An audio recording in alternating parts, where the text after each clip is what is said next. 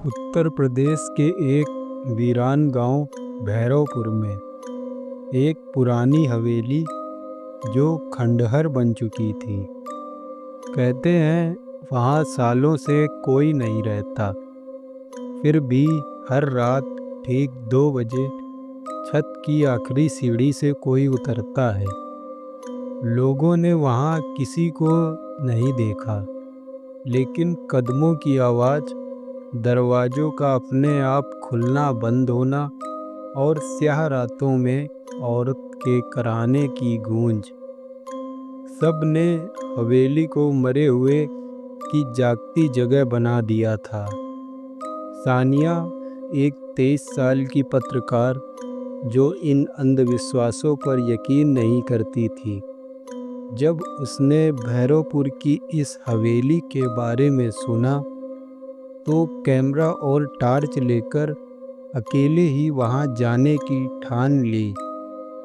गांव वाले उसे रोकते रहे। एक बुजुर्ग ने कांपते हुए कहा, बिटिया, वो हवेली अब इंसानी नहीं रही, वहाँ उतरती आत्माएं वापस नहीं चढ़ती। सानिया मुस्कुराई और बोली, मैं डर को कैमरे में कैद करने आई हूँ, डर के पीछे भागने नहीं। हाँ जी मित्रों, अगर कहानी पसंद आ रही है तो प्लीज़ चैनल को सब्सक्राइब ज़रूर करें। धन्यवाद। अब आगे। फिर एक रात 2 बजे सानिया हवेली के भीतर दाखिल हुई। दीवारें सीलन भरी थी। एक कोने में टूटे झूले की जंजीर लटक रही थी और एक दीवार पर पुराना कैलेंडर ठहरा हुआ था, 15 अगस्त 1886 पर। हवा भारी थी, घड़ी ने 2:30 बजाए और तभी सीढ़ियों से लकड़ी के चरमराने की आवाज़ आने लगी।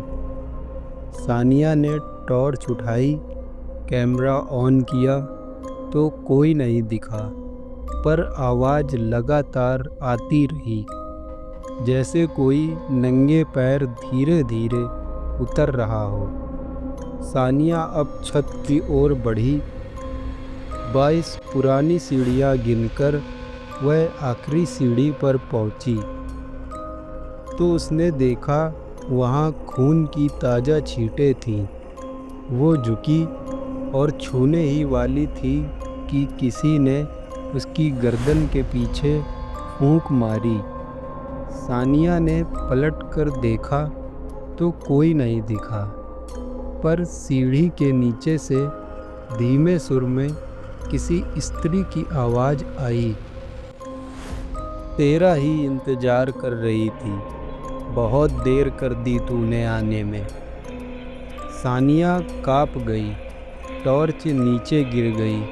अब रोशनी बस कैमरे की लाल बत्ती से आ रही थी। उसने नीचे झांका तो देखा एक औरत पूरी तरह काले कपड़ों में लिपटी, चेहरा ढका हुआ, लेकिन आंखें उल्टी, सफ़ेद और पथराई हुई। वो धीरे धीरे सानिया की तरफ देखती रही, फिर वो मुस्कुराई। सानिया भागने को मुड़ी, पर उसके पांव जैसे ज़मीन में गड़ गए और फिर औरत ने कहा, अब तेरा चेहरा मेरा और मेरी आत्मा तुझ में। सुबह सानिया गायब थी। गांव वालों ने हवेली में खोज की। अंदर सिर्फ एक पुरानी डायरी मिली। डायरी में लिखा था, मैं राय बहू हूँ। 1888 में मेरे पति ने मुझे हवेली की छत पर फांसी दी। मैं नीचे नहीं उतर सकी, लेकिन हर साल मैं एक शरीर लेती हूँ और हर रात उतरती हूँ छत की आखिरी सीढ़ी से, जब तक कोई अगला ना मिले। 3 दिन बाद गांव में एक नई लड़की दिखी। उसके हाथ में वही कैमरा था और उसने गांव के बच्चों से कहा, अब कोई और हवेली में जाएगा क्या? मैं एक डॉक्यूमेंट्री बना रही हूँ। बच्चों ने पूछा, आप कौन हैं दीदी? वो मुस्कुराई और बोली, मैं सानिया। पर जैसे ही वह पलटी तो एक बूढ़ी औरत चीख पड़ी और बोली, ये सानिया नहीं, ये वही है जो हर रात उतरती है छत की आखिरी सीढ़ी से। वो सानिया है, वो राय बहू है, वो हर उस लड़की का चेहरा है जो वहाँ गई और लौट कर कभी नहीं आई। फिर उस रात सानिया की आंखें खुली तो वो खुद को हवेली की उसी छत पर खड़ी पाई, लेकिन कुछ बदला हुआ था। चारों तरफ धुंध थी, आसमान लाल था पर सूरज नहीं था। हवेली वैसी ही थी, पर उसमें कोई और भी था जो उसके बेहद करीब खड़ा था। एक परछाई, लंबा कद, सफ़ेद चेहरा, काली आंखें, राय बहू, जो कहती है, अब तेरा समय शुरू हुआ, तुझे भी वो सब देखना होगा जो मैंने देखा है। तुझे भी उतनी ही बार मरना होगा जितनी बार मैं मरी हूँ। सानिया कुछ बोल ना सकी, उसके होंठ हिलते लेकिन आवाज़ गायब। फिर राय बहू ने उसका हाथ पकड़ा और दोनों हवेली की छत से नीचे झूलते फंदे में कूद गए। जैसे ही सानिया की आत्मा उस फंदे से गुजरी, वह दरकती आत्माओं की गली में पहुंच गई। एक अनदेखा खौफनाक संसार, जहां हवा भरी थी, जमीन पर राख और टूटी हड्डियां बिछी थी। वहां दर्जनों और आत्माएं थीं, मौन, विकृत और बदरंग, जो हर किसी को घूर रही थी। सानिया की आंखों के सामने दृश्य बदलता गया। एक लड़की जलते हुए घड़े में गिरती है, एक बच्ची दीवार में समा रही है, एक आदमी की आंखें बाहर निकलती हैं, लेकिन वह जिंदा है। ये वो आत्माएं थीं जो राय बहू की छत की आखिरी सीढ़ी से उतरने की कीमत चुका रही थीं। राय बहू ने कहा, हर आत्मा को जीवन की एक छाया मिलती है। अब तू मेरी छाया बनेगी और हर 13वीं रात को तुझे वो लड़की ढूंढनी होगी जो डर को नहीं मानती। सानिया अब केवल आत्मा नहीं थी, लेकिन चेतन अवस्था में थी।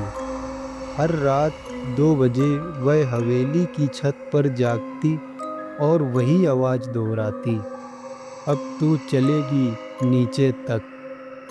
वो सीढ़ियों से उतरती, लेकिन इंसानों की दुनिया में नहीं, बल्कि उन सपनों में जहाँ लड़कियाँ निडर होकर हंसती थीं। वो उनके सपनों में जाती, उन्हें हवेली की तस्वीरें दिखाती, उन्हें आकर्षित करती, और फिर जब वे सच में हवेली आती तो आखिरी सीढ़ी उन्हें बुला लेती। पर सानिया अब आत्मा जरूर थी, पर इंसान की संवेदना उसमें बाकी थी। हर बार वह देखती कि कोई मासूम लड़की उसकी तरह बलि चढ़ रही है, वो उसकी आत्मा चीखती, पर राय बहू जंजीरों में बांध लेती। एक दिन सानिया ने खुद को आईने में देखा और खुद से पूछा, मैं अब भी मैं हूँ या वो बन चुकी हूँ जिसकी मुझे कभी तलाश थी। राय बहू ने जवाब दिया, अब तुझमें डर नहीं, अब तू ही डर है। फिर एक दिन एक 12 साल की बच्ची गोमती हवेली में खेलते हुए दाखिल हो गई।